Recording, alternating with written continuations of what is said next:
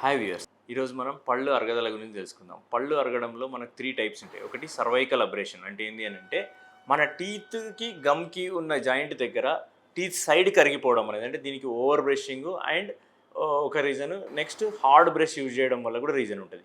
దీనికి ఒక ఫిల్లింగ్ గాని అట్లా చేస్తే ఇనీషియల్ స్టేజ్‌లో అయిపోతది. డీప్‌గెళ్తే రూట్ కెనాల్ చేయాల్సొస్తది.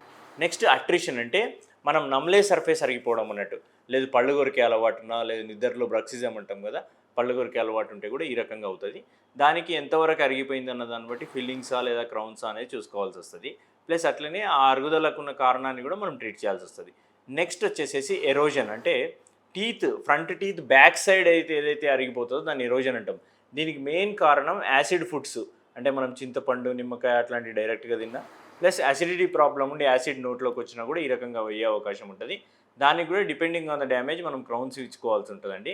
ప్లస్ ఇట్లాంటి వాటిలో అన్నిట్లో మీకు ఎదురయ్యే ఏకైక ప్రాబ్లమ్ ఏంటంటే సెన్సిటివిటీ. పళ్ళు జువ్వుమని లాగుతాయి. సో, మీకు ఇలాంటి ప్రాబ్లమ్ ఉంటే గనక కింద స్క్రోల్ అవుతున్న వాట్సాప్ నంబర్‌కి కాల్ చేయండి. లేదంటే టెక్స్ట్ చేయండి. Thank you. నేను డాక్టర్ చరణ్ కుమార్ ఫ్రమ్ ఎలిడెన్ డెంటల్ హాస్పిటల్స్.